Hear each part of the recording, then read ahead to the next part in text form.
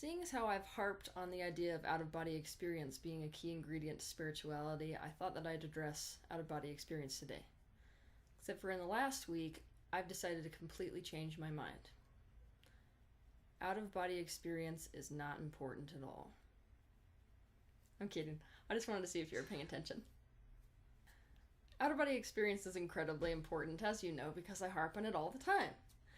It's important in the spiritual path, I think, as meditation. It's something we could talk about all day long, but really it's something that you have to experience for yourself.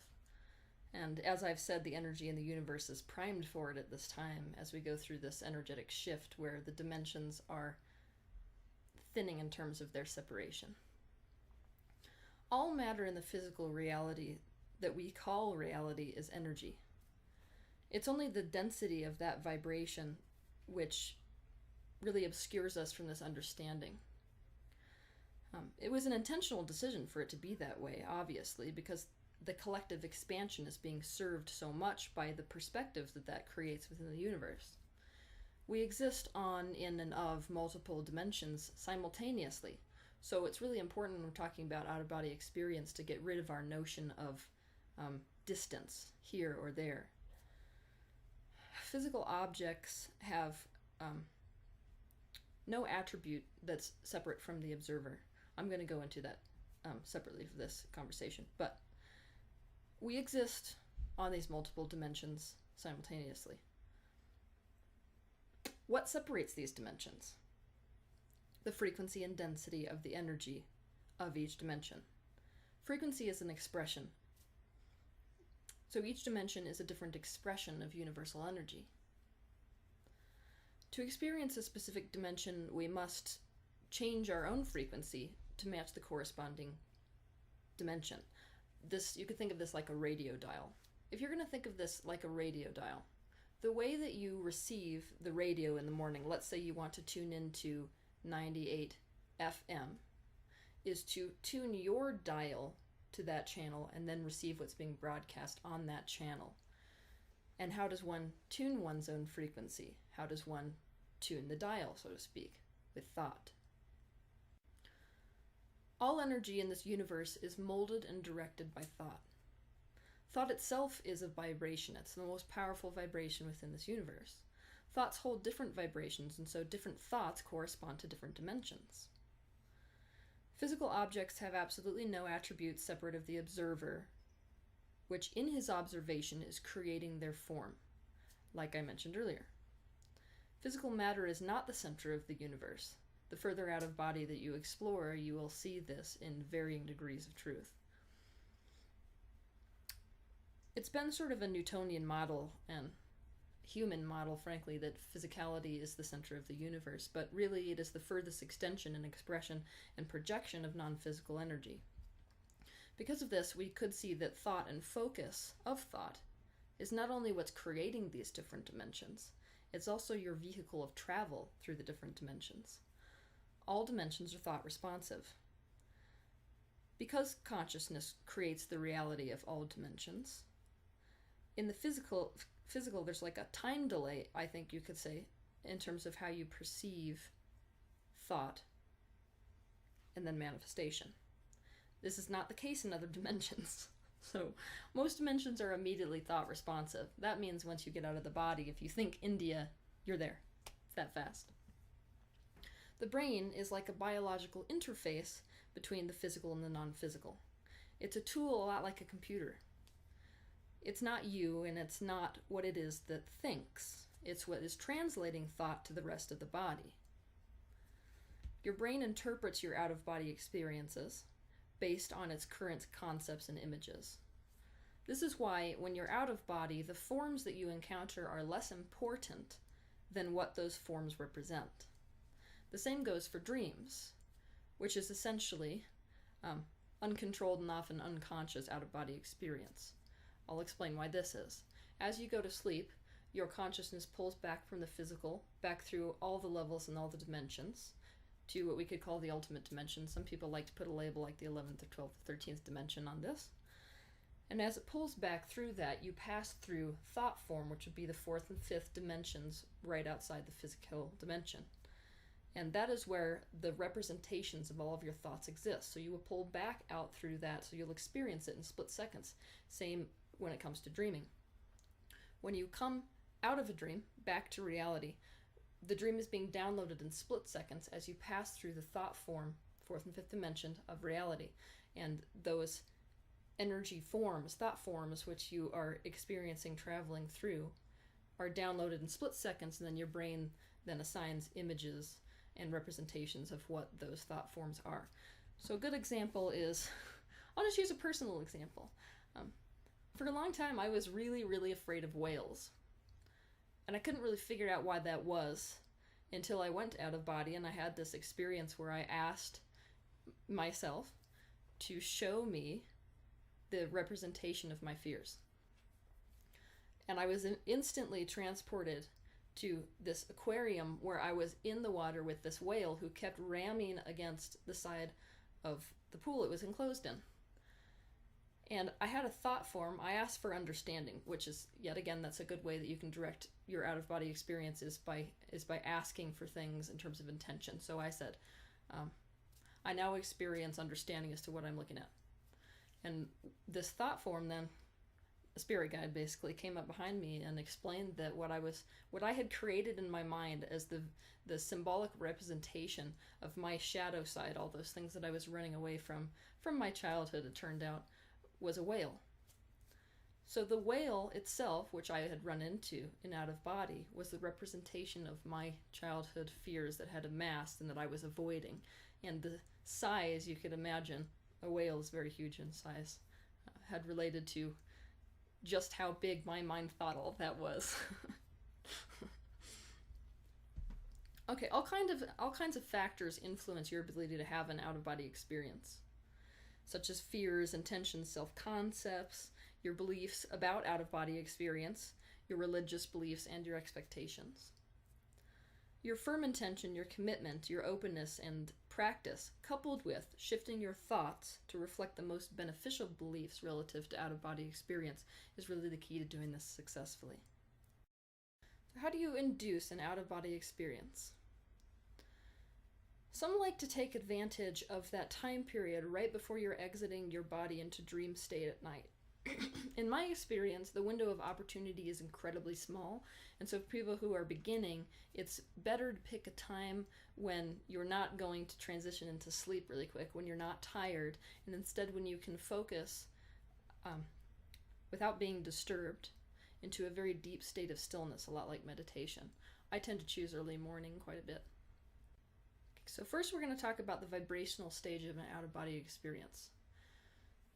In general, people agree that there are 4 basic stages to an out-of-body experience. The first is called the vibrational stage. The second is called the separation stage. The third is called the exploration stage. And then the fourth is called either the re-entry or the returning phase. So first, the vibrational stage. You want to focus on your breathing, a lot like you do in meditation. Just keep drawing your mind as it wanders off to different thoughts back to the breath. You want to just watch yourself breathe in and breathe out. For those of you whose thoughts are very pervasive, it may help you to visualize a sky and watch your thoughts against the sky like clouds. So as the thought comes up, you let it just keep going by you like a cloud drifting in the sky.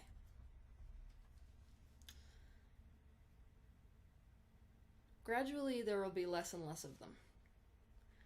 Thereby, the spaces between clouds is going to become more and more, meaning that your mind is reaching a state of stillness.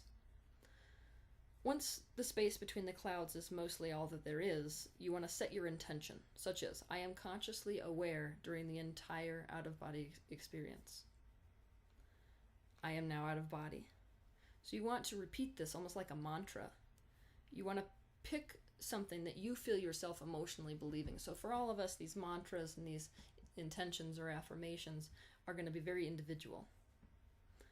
And then you want to watch for the feeling of heaviness or numbness or tingling or buzzing or internal movement. Like some people will feel like they're a top spinning within their own body. This is the vibrational stage. So you want to stay calm and you want to visualize or focus on that sensation. So you may start feeling it in your extremities, like your fingers and your toes. What you want to do is calm your emotional state and really accept that feeling. You want to visualize it spreading to engulf your entire body and letting go and surrendering to it. And from that point, the first few times you do this, most likely that is where you're going to get to. You'll be in the vibrational stage within your body. The next stage after that is the separation stage. Once you've achieved that feeling of the vibrational stage spreading throughout your entire body, you want to pick a thought of somewhere very familiar to you, something you can visualize very, very accurately, and you want to visualize yourself moving to this location or object. For some people, this means visualizing floating to the ceiling. That's really easy if you are already having floating sensations, or rolling up out of bed, or sitting up and walking over to an object in another room. There's no wrong way to do this, I should add. What you want to really focus on is keeping your mind away from the body, because like I explained before, energy is thought responsive, meaning if you think of your body, you're most likely going to be sucked back in. It's sort of precious, but in the beginning of out-of-body experience, it's almost like watching a baby animal get up and learn how to walk. The first 20 times, they get somewhat out and then they fall back in. They get somewhat out and then they fall back in. And it's this progressive training yourself to have more control out of the body and more control of not snapping back into your physical expression. So keep your mind directed away from the body. Now you want to create another intention, like I now separate, or I now move to the door. You can also ask for assistance from your guide to help you separate. There are hundreds of techniques that detail this process that I have now explained to you. So what I'm giving you today is just the sort of fastest, most abridged version of how to go about getting out of body, the one I think is most successful for beginners. You will feel yourself most likely floating or some sort of movement, and it takes some time for you to train yourself to not panic when you feel that movement, because the movement can be extremely intense sometimes, and to just let yourself go with it. You may also realize that your sounds in your environment and your sensations of your immediate physical environment are diminishing. And now we've arrived at the exploration phase. This is really the heart of the out-of-body experience. You may, when you are in the exploration phase, see this thing which we have called the silver cord. It's like a glittery light spiderweb or filament that is your mind perceiving the connection between your physical body and your thought form body. Most likely your thought form body, that which you experience in the lower dimensions, right outside the physical dimension, are going to be sort of energy duplicates of your physical self. They're the energetic concept you have of you in this life. This duplicate is really why outside of this dimension, the fourth and fifth dimensions, though it will seem like a blueprint, there are certain differences because it's the concept you have of your physical reality, not the way that the physical reality actually is. So your concept of the physical reality of the blanket and the physical reality may be a different color than it is in the fourth and fifth dimension. So you'll notice subtle differences. It's just because what you're experiencing, even the experience of your body in the fourth dimension, is your concept of your body. So the silver cord is really what your mind is assigning an image to in terms of your connection between the subtle etheric body and your physical body.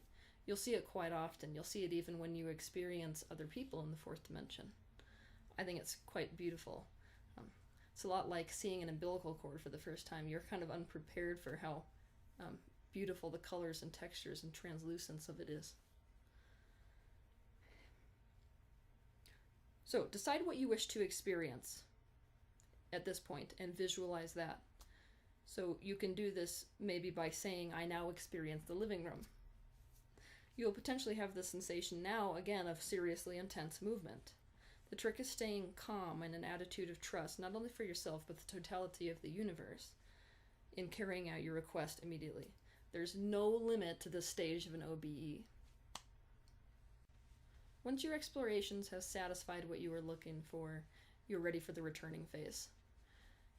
A lot of times this is not really a conscious thing. It's almost like your energy self, your true eternal higher self, decides when the out-of-body experience is done. But if not, you can focus back on the body, or else if you get into the much higher dimensions, you can set the intention to return to physical experience. Just say that, I now return to physical experience. And after a while, this will be a sensation which is not super jarring. But in the first, I'd say potentially year for most people, that experience of coming back to the body is quite jarring. You'll feel potentially like you're falling straight into yourself. It's a real jolt because the frequency at which you are shifting is so quick that your body hasn't really learned to land the plane. Sorry. Okay. In my opinion, the most difficult part of an OBE for people is to learn how to control one's thoughts and release resistance to fear to the degree that this doesn't happen automatically all the time. In my opinion, the most difficult part of an OBE for people is to learn how to control one's thoughts and to release resistance to the degree that it doesn't happen automatically. Like I was explaining before, it's quite common when people are first experiencing OBEs to feel like you have almost no control over snapping back into the body.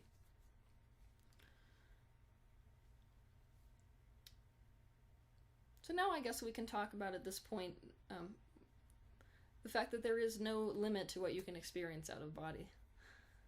It's sort of laughable to say that there is one reason why you would want to do an out-of-body experience, because out-of-body experience is really exploring the totality of our universe and our reality, the objective reality, the subjective reality, all of it, in such an extreme first-person experience kind of way. You're transcending all of these dimensions. So you're transcending space, time, lifetimes, all of it. I'm sure that many of you sitting at home could see the benefits of doing that in terms of following a spiritual path, in terms of living a happy life, all of it. You've got the truth downloaded. As you can imagine, being unrestricted by the perception of space and time and physicality could greatly help your expansion throughout lifetimes, in this lifetime, all of it. So to give you an example of some intentions that you could experiment with, that being said, the sky is really the limit here. You could visit a deceased loved one, understand the dimensions of the universe. You could experience your eternal self, your true self. You could explore your own fears and limitations. You could learn how to decrease and increase your density with focus. You could experience the truth of the role that thoughts play in regard to reality. You could shapeshift. You could explore past lives. You could meet your spirit guides. You could communicate with animals. You could interact with other races and locations within this universe which we're living in currently.